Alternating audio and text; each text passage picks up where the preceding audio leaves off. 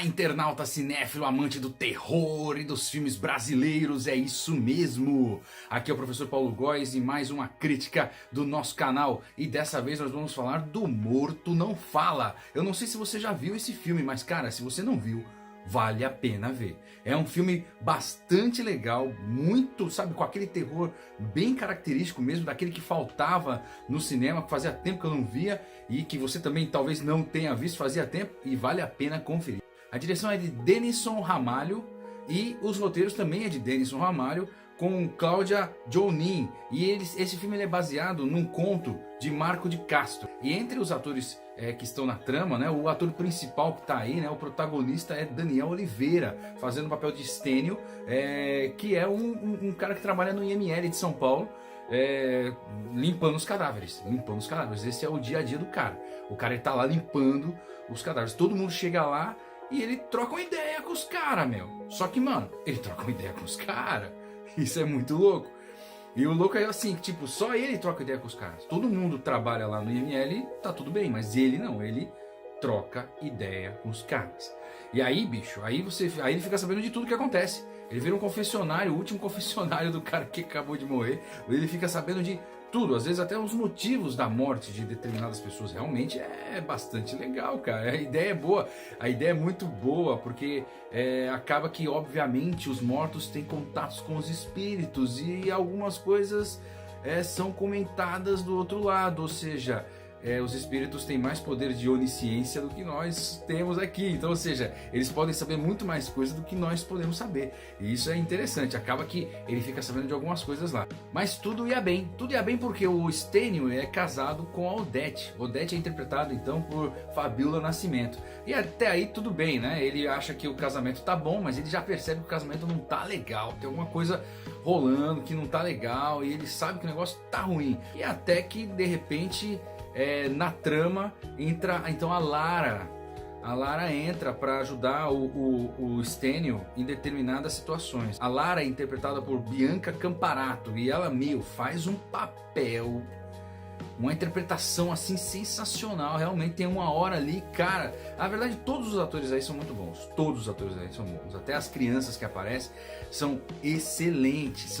Todos os atores são realmente de aplaudir de pé. Esse filme eu tenho que dar 5 estrelas. Ficou muito bom, porque afinal de contas é um filme de terror. E por ser um filme de terror, as cenas são fortes mesmo. Então você vai ver, o cara é morto mesmo. Tá inchado, tá todo roxo, né? Tá cortado, tá destruído, né? E tem várias fases da morte envolvida nesse filme. Isso é muito legal, né? A preocupação da maquiagem, a preocupação dos efeitos especiais, de quem faz os manequins para as gravações, foi realmente sensacional. Um cuidado muito legal, muito bom mesmo. Então vale a pena mesmo vocês assistirem esse filme, é muito bacana. Então, alguns detalhes desse filme, vamos lá, característica. Então, olha, o Stênio ele trabalha no IML de São Paulo, ok? Tá tudo muito bem, tudo anda legal, porque o casamento dele tá indo como ele acha que tá tudo certo. Entretanto, um morto bate com a língua nos dentes e acho que colocou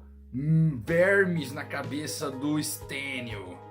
Rapaz, Stênio com vermes na cabeça fez ele sujar a mão de sangue. Nessa de sujar a mão de sangue, o bicho pega. Mas ele acaba entrando em uma situação muito complicada, muito delicada, que ele acaba mexendo com os espíritos.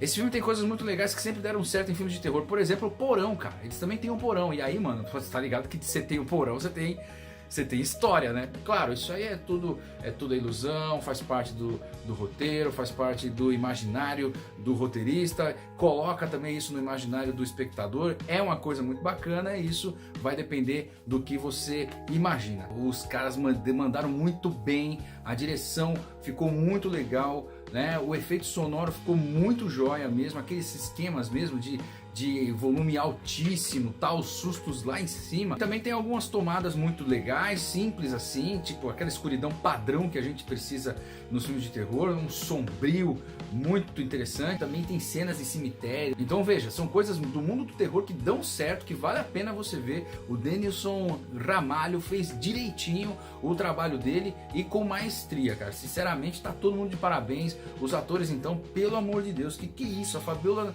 Nascimento, cara, mandou bem demais, cara. Mandou bem demais. Daniel Oliveira, não precisa nem falar, né? A Lara, que no caso é a Bianca Camparato, meu, que é isso? Que é isso?